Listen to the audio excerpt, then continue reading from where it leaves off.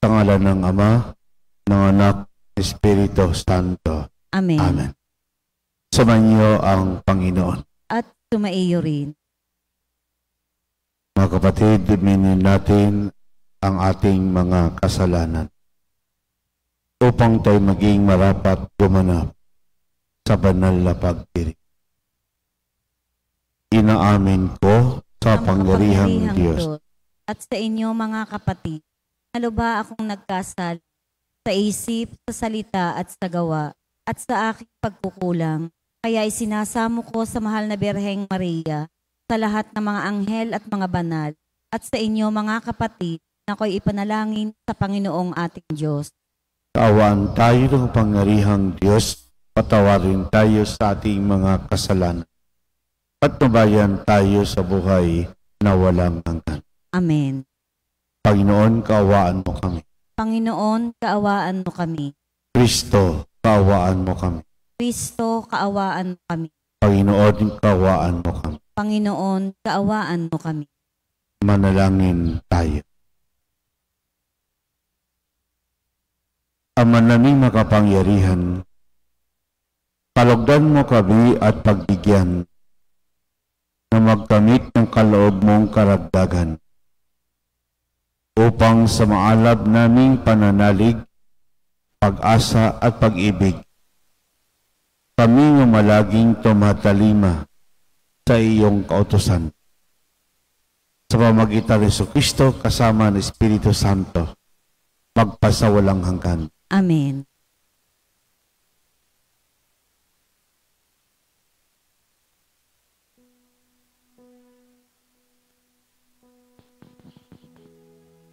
Pagbasa mula sa aklat ng Exodo.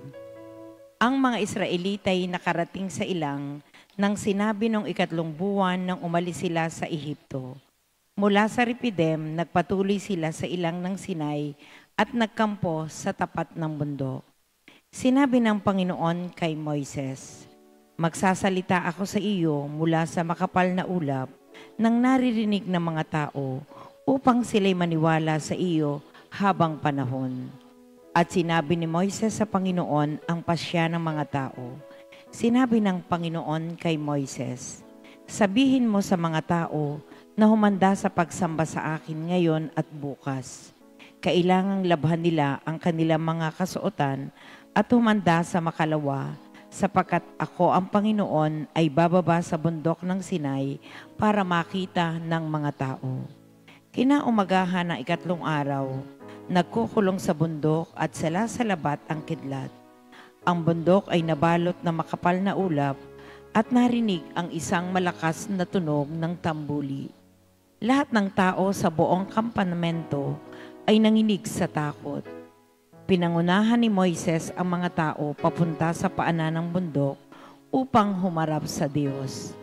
Ang bundok ng Sinai ay nababalot ng usok sapagkat bumaba ang Panginoon sa anyo ng apoy. Pumailan lang ang lisak, tulad ng usok ng isang pugon, at ang mga tao'y pinagharian ng takot. Palakas ng palakas ang tunog ng tambuli. Nagsalita si Moises at sinagot siya ng Diyos sa pamamagitan ng kulog. Ang Panginoon ay bumaba sa tuktok ng bundok ng Sinai at pinaakyat niya roon si Moises. Ang salita ng Diyos. Salamat sa Diyos. Salmong tugunan. Purihin at ipagdangal ang Diyos magpakailanman. Purihin at ipagdangal ang Diyos magpakailanman. Pinupuri ka namin, Panginoong Diyos ng aming mga ninuno. Karapat-dapat kang ipagdangal at dakilain magpakailanman. Purihin ang iyong banal at maluwalhating pangalan.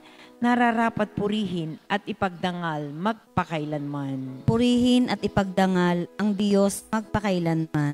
Purihin ka sa iyong banal at marangal na tahanan. Lubhang karapat-dapat kang awitan at dakilang magpakailanman. Purihin at ipagdangal ang Diyos magpakailanman. Purihin ka na nakaluklok sa maringal mong trono. Karapat-dapat kang awitan at dakilain magpakailanman. Purihin at ipagdangal ang Diyos magpakailanman. Mula sa iyong luklukan sa ibabaw ng mga kerubin, Nakikita mo ang kalaliman, ang daigdig ng mga patay. Karapat-dapat kang purihin at dakilain magpakailanman. Purihin at ipagdangal ang Diyos magpakailan. Purihin ka sa buong sangkalangitan. Karapat-dapat kang awitan at dakilain magpakailanman. Purihin at ipagdangal ang Diyos magpakailan.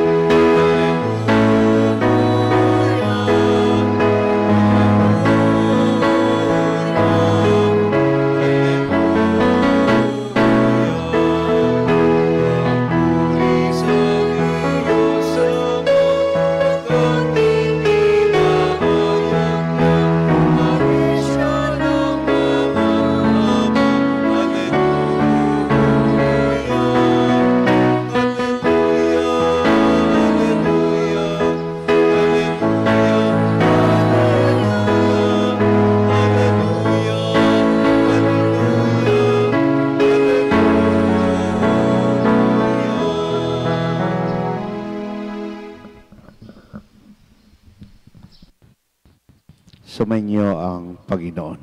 At sumaiyo rin. Ang mabuting balita ng Panginoon ayon kay San Mateo. Papuri sa iyo, Panginoon.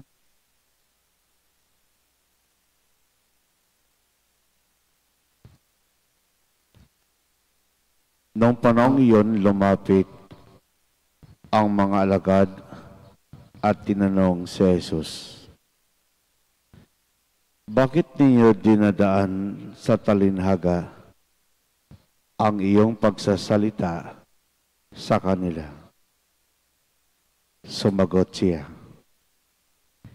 "Ipinagkaloob sa inyo na malaman ang mga lihim tungkol sa paghahari ng Diyos. Ngunit hindi ito pinagkaloob sa kanila. Sapagkat ang mayroon ay bibigyan pa at mananagana.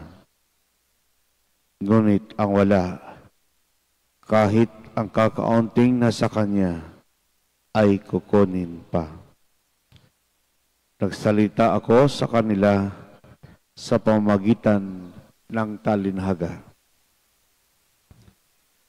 sapagkat tumitingin sila, ngunit hindi nakakakita, at nakikinig, ngunit hindi nakaririnig ni nakaunawa. Natupad nga sa kanila ang hula ni Isaías na nagsasabi, "Makinig man kayo ng makinig, hindi kayo makauunawa, at tumingin man kayo ng tumingin, hindi kayo makakakita, sapagkat naging mapurol ang isip at mga ito, ng mga ito. Mahirap makarinig ang kanilang mga tenga, at ipinikit nila ang kanilang mga mata. Kung hindi gayon, di sanay nakakita ang kanilang mga mata, nakarinig ang kanilang tenga, nakaunawa ang kanilang mga isip, at nagbalik loob sa akin. At pinagaling ko sila, sabi ng Panginoon." Mapalad kayo sapagkat nakakakita ang iyong mga mata at nakaririnig ang iyong tainga. Sinabi ko sa inyo, maraming propeta at matutuwid na tao ang nagdasang makakita sa iyong nakikita, ngunit hindi ito nakita at makarinig sa iyong naririnig, ngunit hindi ito napakinggan.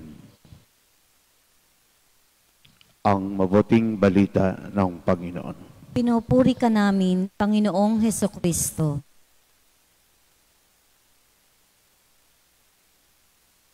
Magandang umaga po sa lahat.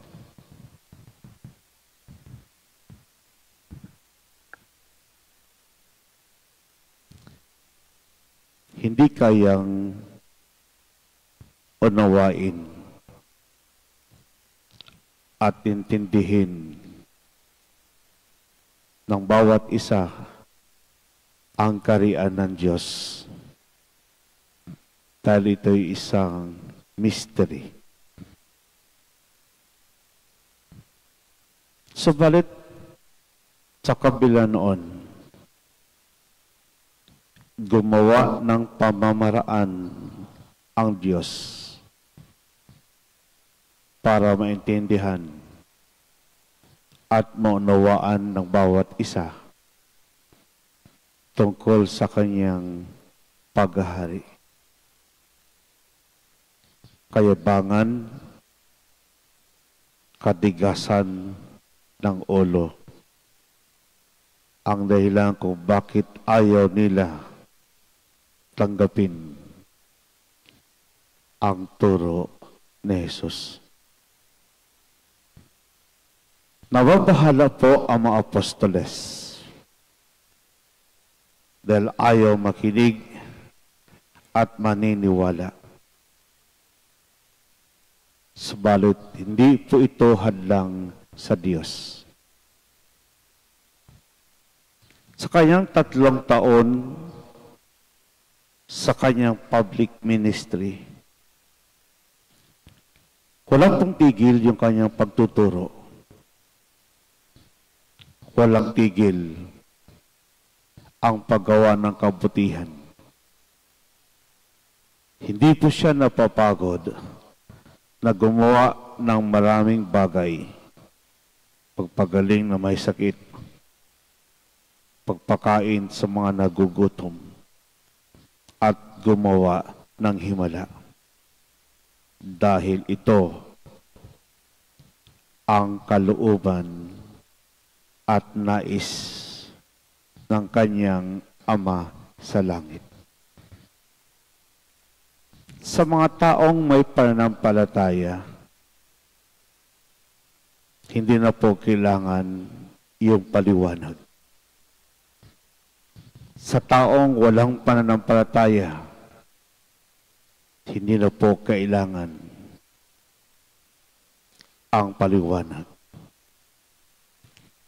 Jesus wanted to explain the people of so many things in parable. The one who has will be given more, and the one does not have will be deprived of everything. Inimbita po ng Diyos ang bawat isa sa ating pong pagbasa. Pakinggan natin ang salita ng Diyos. Intindihin at unawain sa isip lahat ng kanyang tinuturo. Tingnan ng ating mata ang kabutihan ng Diyos. Ma-realize po natin, napakabuti ang Diyos. Dapat at dapat lamang na lahat na ito ay tagos sa puso at isip ng bawat isa. The gift of listening, the gift of understanding, and the gift of seeing, ito po ang pangailangan ng bawat isa. Lalo na sa mga taong gustong maunawaan at maintindihan ang kaharian ng Diyos. To be able to live and perform our duties, God bless us so much with everything that is needed in our life.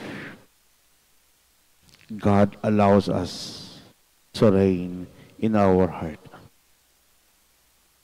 Everyone is welcome in the kingdom of God. human effort ang kailangan po natin. The desire to enter the kingdom of God ang kailangan natin. To stand firm on the treasures of heaven ang kailangan natin. Ang kaharian ng Diyos ay ang kaligtasan ng bawat isa. Amen.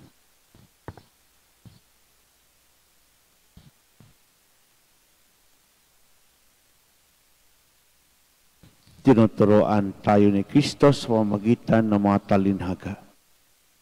Si Kristo ang naghasik ng butil sa salita ng Diyos. Tumugon tayo sa kanyang gawaing ito sa ating panalangin sa Ama. Panginoon, dinggin mo ang aming panalangin. Panginoon, dinggin mo ang aming panalangin.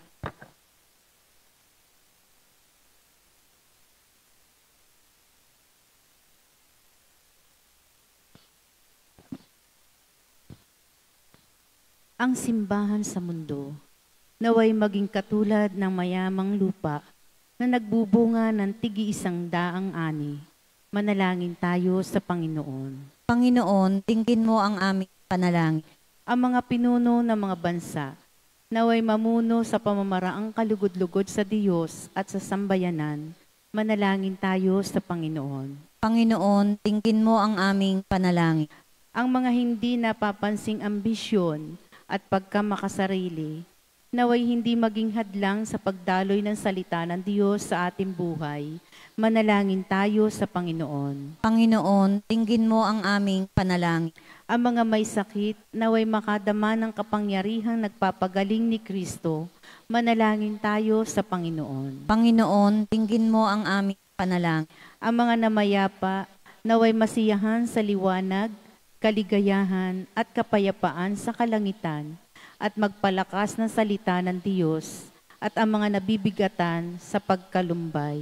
Manalangin tayo sa Panginoon. Panginoon, dinggin mo ang aming panalangin.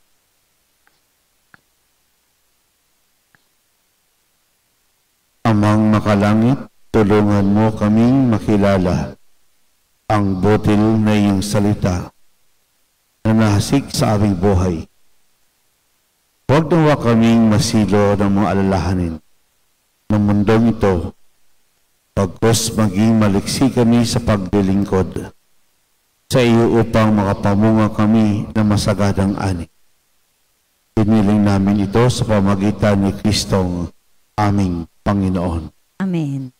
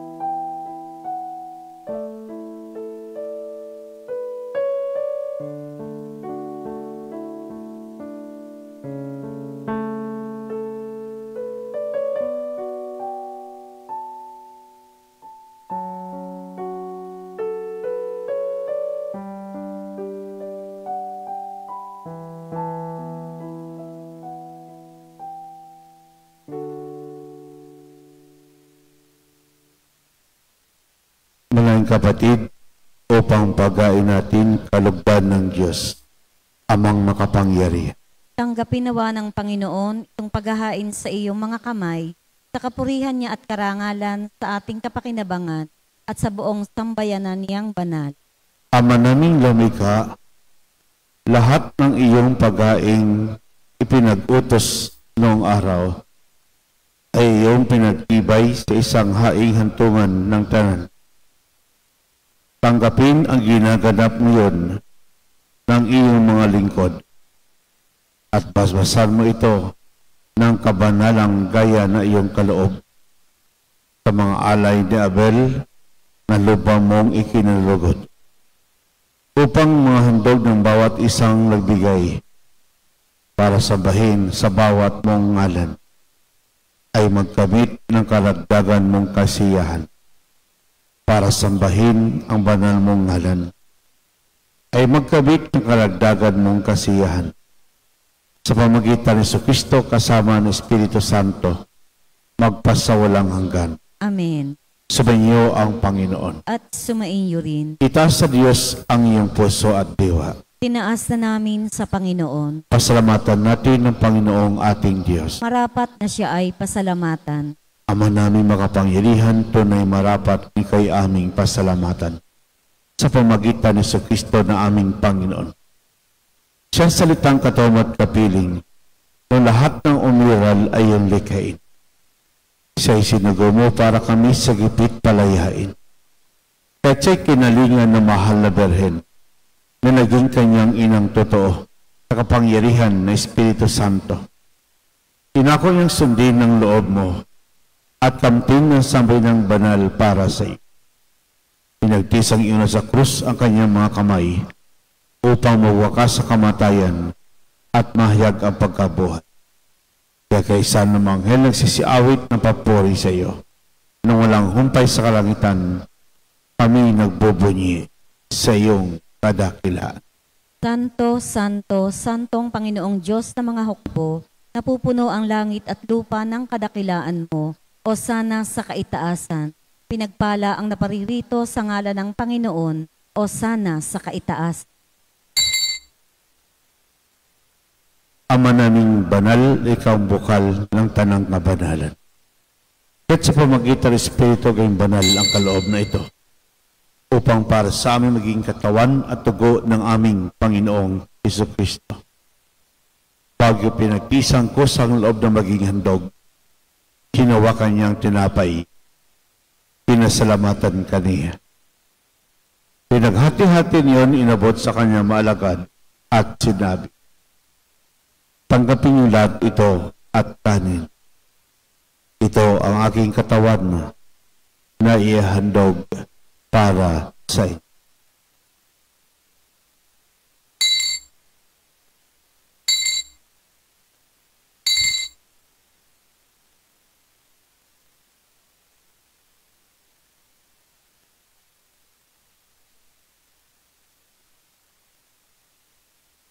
Ito naman matapos ang hapunan, hinawakan niyang kalis, muli kang pinasalamatan.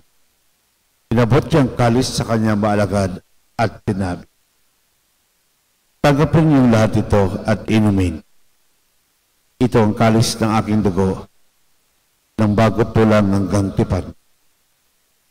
Ang aking dugo ay ibubuhos para sa inyo at para sa lahat, sa ipagpapatawad ng mga kasalanan. Gawin ito sa pag-alaala sa akin.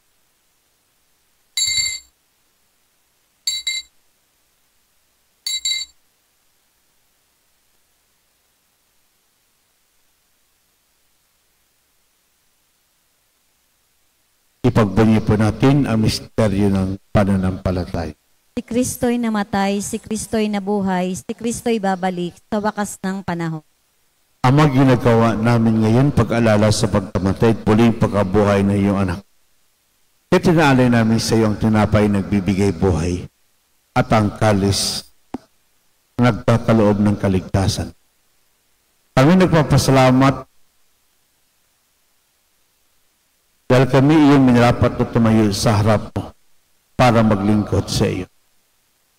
Isinasama namin kami magsalo-salo sa katawan at dugo ni Kristo ay mabuklod sa pagkakaisa sa pamagitan ng Espiritu Santo. Abaligapin mo simbahang laganap sa buong daigdig, puspusin mo kami sa pag-ibig ng mabubuhay, yun din lahat ng mga pumana. Kawaan mo sila patuloyin sa iyong kaliwanagan. Kawaan mo, dapatin kami lahat makasalo sa iyong buhay na walang wakas. Kaisa naman ang Birheng Maria, Ina ng Diyos. Kaisa ng mga apostol at lahat ng mga banal na namuhay dito sa daigdig ng kalugod-lugod sa iyo. May pagdiwang nawa namin ang pagpupuri sa ikararangal sa pamagitan ng iyong anak na aming Panginoong Hesus. sa pamagitan ni Kristo kasama niya at sa Kanya. Lahat ng parangal at papuri sa iyo, Diyos ang makapangyarihan, kasama ng Espiritu Santo, magpasawalang hanggan.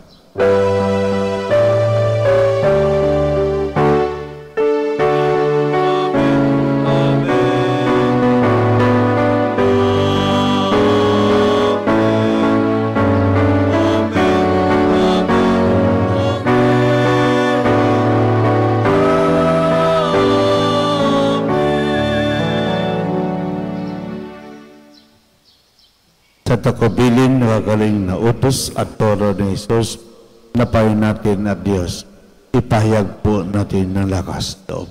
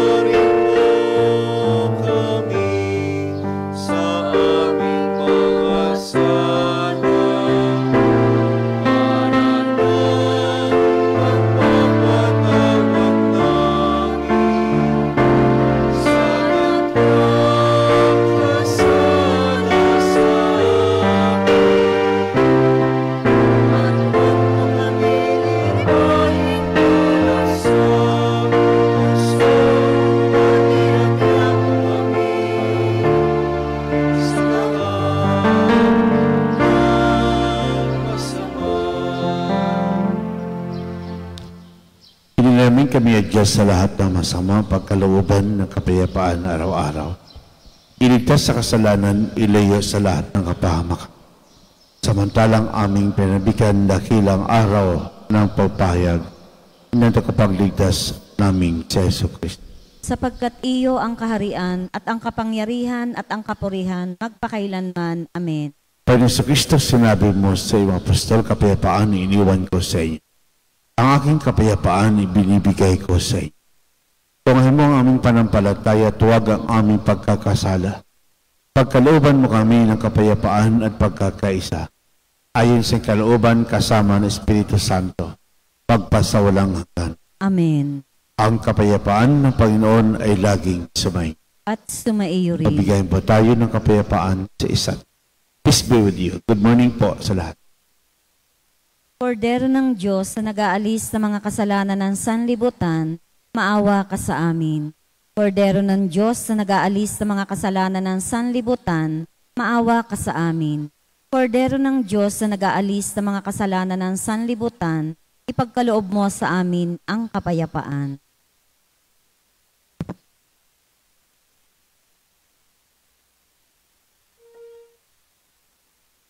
Mga kapatid, ito ang kordero ng Diyos, ito nag-aalis ng mga kasalanan ng sanlibutan.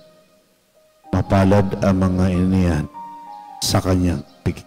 Panginoon, hindi ako karapat-dapat na magpatuloy sa iyo, ngunit sa isang salita mo lamang ay gagaling na ako.